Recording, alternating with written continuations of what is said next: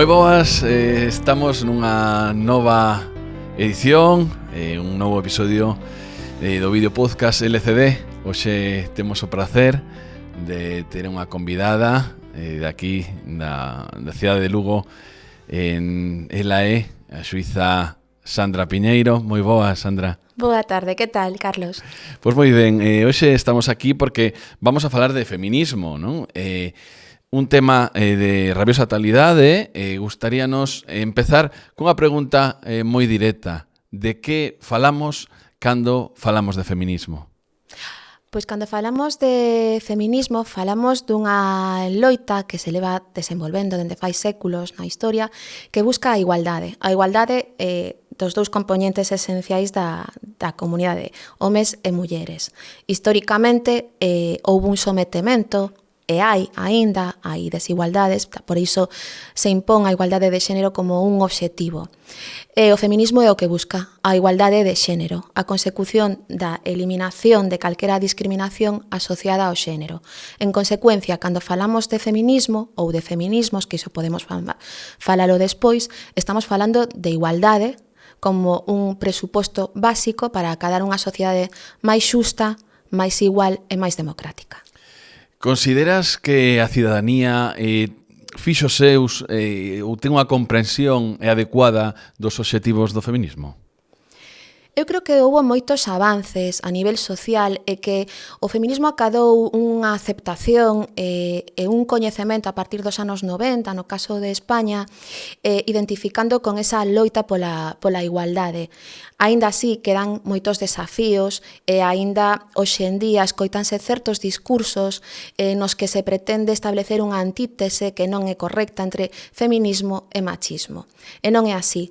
O feminismo é unha construción da igualdade, que busca conseguir a igualdade entre homes e mulleres, a igualdade de dereitos, non só a formal, sino tamén a igualdade real e efectiva, erradicando as diversas manifestacións a nivel estructural, tanto no ámbito laboral, pola brecha salarial, as diferentes condicións laborais polo feito de que un traballo se desenvolto por un home ou por unha muller, no ámbito do acoso sexual, ocupacional, no ámbito tamén da violencia de xénero, que é como a manifestación máis grave de todas as discriminacións, porque supón unha vulneración de dereitos fundamentais, pero tamén en outros eidos a través de distintas políticas públicas que traten de remover esa todavía desigualdade que existe nos xéneros, sobre todo na súa manifestación e implementación práctica.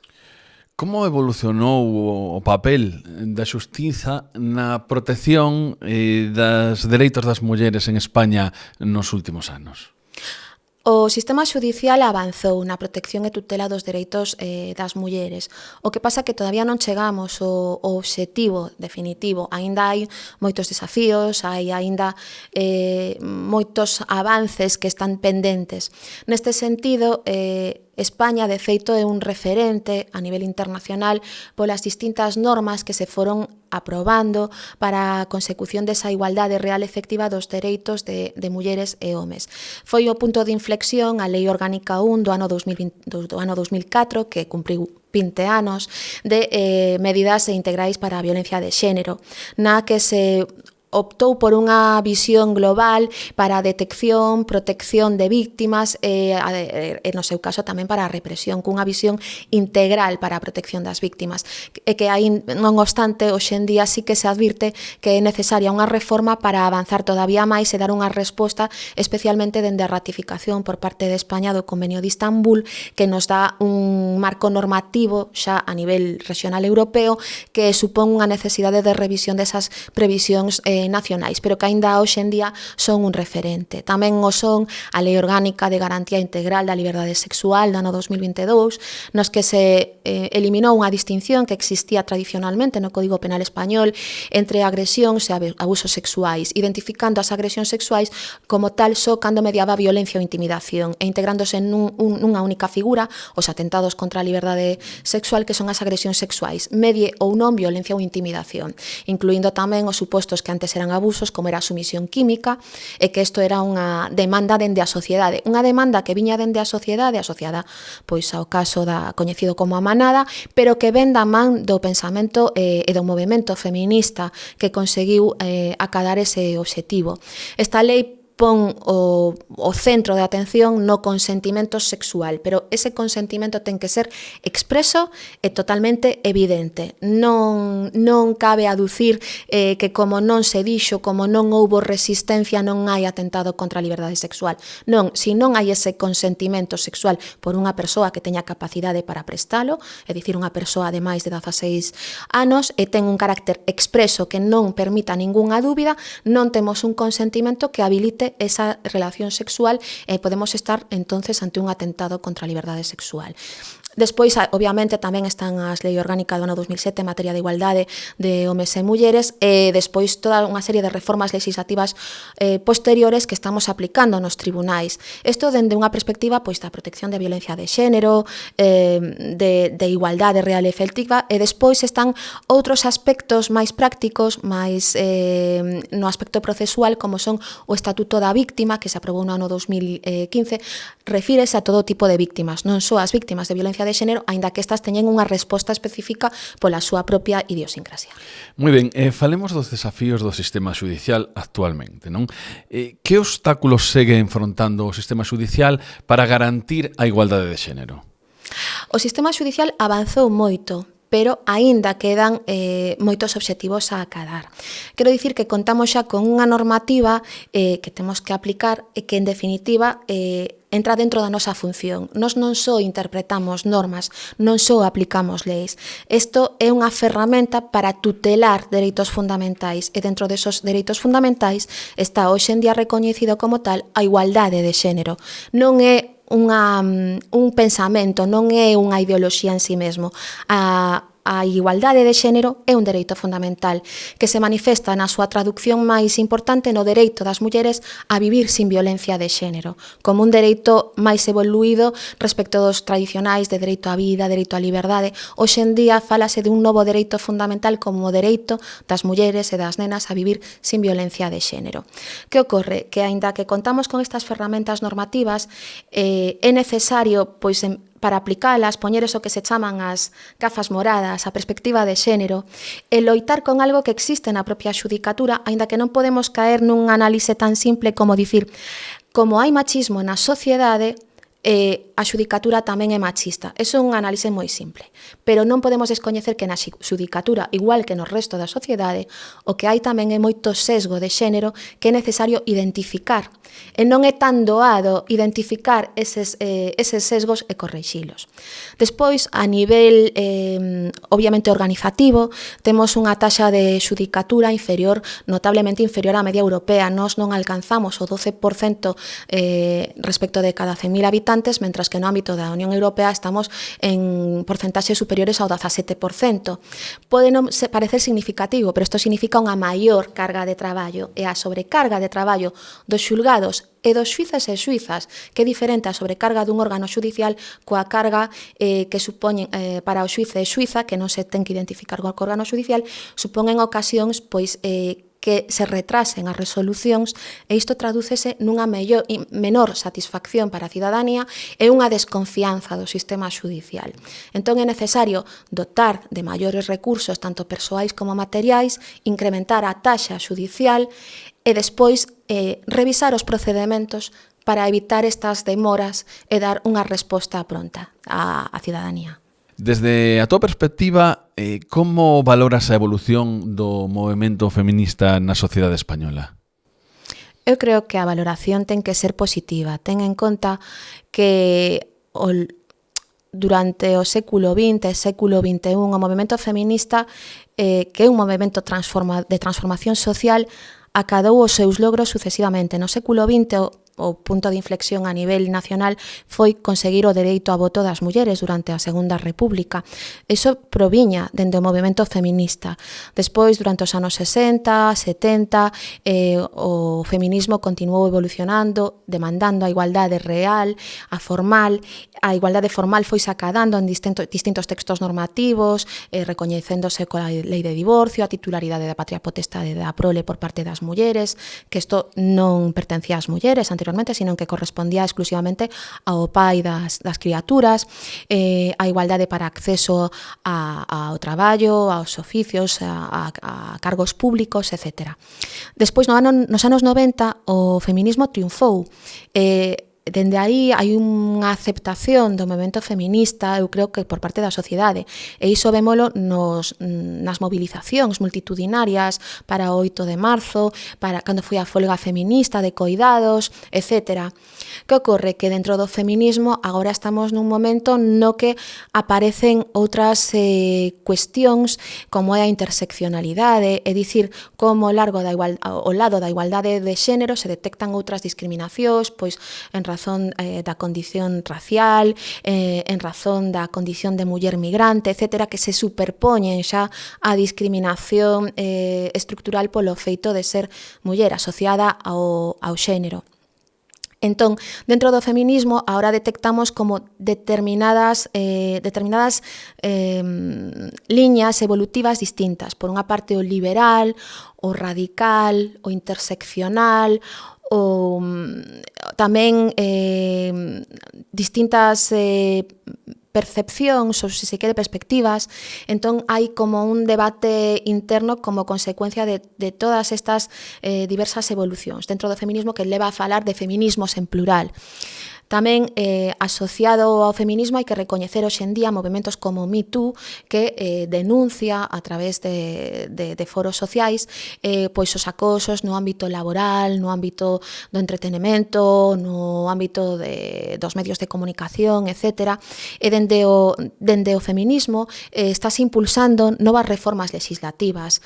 Por exemplo, na lei do sí é sí foi unha demanda que se fixo dende a sociedade civil, pero da man destes movimentos feministas dentro de cada un da súa distinta tendencia. Pero agora tamén se demandan novas reformas legislativas pois para avanzar aínda máis na loita contra a violencia de xénero, porque quizás se detecta que as medidas de protección que están hasta agora non se detectan como eficientes, pois sigue habendo asasinatos de mulleres, agresións, sigue existindo a violencia de xénero, as pulseiras, que se coñecen así, que son os dispositivos telemáticos de control das medidas de orde de protección, medidas de afastamento, aínda que se están implementando continuamente, pois non está erradicada a violencia de xénero. Entón, demándase tamén a ampliación do que é a violencia de xénero, a novas violencias de xénero que non estaban identificadas como tal, particularmente a raíz das novas tecnoloxías que dan lugar a que discursos de odio contra mulleres e nenas aparezan en redes sociais, en aplicacións, etc. Entón, o feminismo ten ese pulo de movimento de transformación social, acadou certos logros, pero demanda outros, ten outras metas por alcanzar. Vamos falar de mulleres na xudicatura, non? En términos de igualdade de xénero, como valoras a representación do xénero feminino dentro do ámbito xudicial en España? Supoño que o sabedes porque estas estatísticas reflíctense sistemáticamente nos medios de comunicación que representamos actualmente máis do 50% da carreira xudicial. Tamén polos medios de comunicación coñeceredes a típica imaxe da apertura do ano xudicial onde se ve a un montón de señores, agora temos unha presidenta do Tribunal Supremo, a primeira presidenta que temos do Tribunal Supremo, muller, pero nas altas instancias xudiciais, nos centros de decisión a nivel política xudicial, aínda a representatividade da muller é moi baixa. Isto explícase moitas veces dicindo que a incorporación da muller á xudicatura foi tardía. pero os estudos que se fan dende distintos ámbitos, por exemplo, eu pertenzo a unha asociación que se chama Mulleres Suizas de España, e entre os obxectivos están justamente este tema, tamén a violencia de xénero, a discriminación laboral, a feminidade e precariedade, a feminización e precariedade laboral, etc. Pero tamén está este punto. Por exemplo, no Tribunal Supremo as mulleres son 13 no órgano judicial que culmina a organización judicial. No caso dos últimos magistrados de que accederon por recoñecido prestixio, 33 que accederon, todos eran homes no ámbito do Tribunal Supremo. Cando vemos as comisións de servicio, maioritariamente se correspondendo a varóns. Por qué? Porque isto afecta a outra cuestión que vai máis alá dese teito de cristal, é a conciliación da vida familiar coa vida laboral. Eso nos pasa a nós. A necesidade de políticas para a conciliación da vida familiar e laboral para que exista unha paternidade e unha maternidade responsable e que sea que poida conciliarse coas aspiracións dos homes e das mulleres é tamén outra cuestión que trascende máis alá da xudicatura, obviamente. Tamén, por outra parte, nos nomeamentos de órganos discrecionais, agora o novo Consello, recentemente renovado, manifestou que ten a intención de aplicar a lei de paridade neses nomeamentos, porque no caso contrario estamos vendo que tanto na presencia dos Tribunais Superiores de Xustiza de Galicia, as presidencias no Tribunal Supremo, como sinalei, ou incluso no Consello Xeral do Poder Xudicial, aínda que representamos máis do 50%, vamos a dicir, da xustiza das trincheiras, no que son os altos lugares de decisión, todavía representamos unha minoría. Falando de retos futuro do feminismo neste país, cales crees que son os principales retos que deberíamos abordar nos vindeiros anos? Pois dentro do que son os retos do feminismo, tanto a nivel nacional como internacional, son as distintas corrientes que hai dentro del. O necesario debate entre as distintas corrientes, entre o feminismo liberal, o feminismo radical, o feminismo marxista, o feminismo interseccional, o feminismo transinclusivo, etc. Porque, claro, aí hai unha serie de temas nos que non vou dicir que haxa friccións, pero que sí que hai distintas perspectivas que son necesarias conciliar para continuar avanzando cara á igualdade de xénero e cara á consecución da igualdade real e efectiva das mulleres na sociedade. Tamén, doutra banda, como consecuencia da aparición de determinados discursos machistas, incluso de odio, corresponde ao feminismo facer unha labor de ilustración para que a sociedade continúe confiando nesa loita e nesa forza transformadora da sociedade que é a loita feminista, que é un camiño colectivo no que cada un ten un papel, pero que todo o que cada un fai ou cada unha fai contribúe a ese cambio social e supón un legado para as vindeiras xeracións. E isto con un obxectivo, a consecución dunha sociedade máis xusta, dunha sociedade máis democrática, porque isto é o que supón unha sociedade máis igualitaria, e iso é o obxectivo do feminismo. Para finalizar, como xuíza, que mensaxe che gustaría transmitir á sociedade con respecto á igualdade de xénero? Pois, como che dixen antes, que a igualdade de xénero non é unha idea, non é unha ideoloxía, é un dereito fundamental. Ninguén pode pretender que o home é superior á muller ou que a muller é superior ao home. O machismo sostén o primeiro, que o home é superior á muller, en consecuencia ten dereito a unha serie de privilexios asociados aos roles de xénero. Pero o feminismo di o contrario, di, non, mire, todos os seres humanos somos iguais. En consecuencia, imos a defender a dignidade humana de todos os seres humanos a amarse do xénero. E aquí ninguén debe subestimar a súa voz. Cada un ten a súa voz, a súa achega, e no feminismo toda experiencia, toda perspectiva, toda vivencia é unha achega cara a ese obxectivo de consecución dunha igualdade real efectiva de todos os seres humanos a amarse do xénero.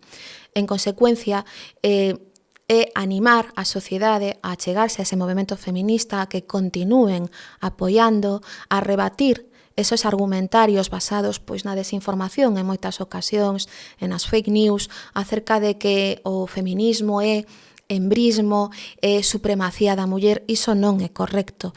Ninguén que se achegue ao coñecemento do feminismo pode sostelo. E tamén animar a confianza no sistema xudicial, porque eu creo que todos os compañeiros e compañeiras que optan por ser xuíces ou xuizas o fan dende a paixón pola xustiza e dende a defensa, en definitiva, da dignidade humana, da igualdade de todos os seres humanos e para a consecución dunha sociedade máis xusta, máis igualitaria e máis democrática. Sandra, foi un placer poder escoitarte e poder divisar con claridade, con nitidez todo este gran mundo, non? Este signo dos tempos como é o feminismo. Esperemos que a igualdade sexa algo que no futuro podamos acadar e podamos valorar todas estas achegas e todo este traballo que se fixo, toda esta loita para poder conseguilo. Un placer de novo e hasta cando queiras estaremos aquí. Moitas gracias, pero eso é o obxectivo. A igualdade de xéneros é un obxectivo agora, pero temos que pensar que iso vai ser unha realidade vivida se continuamos por este camiño todos e todas.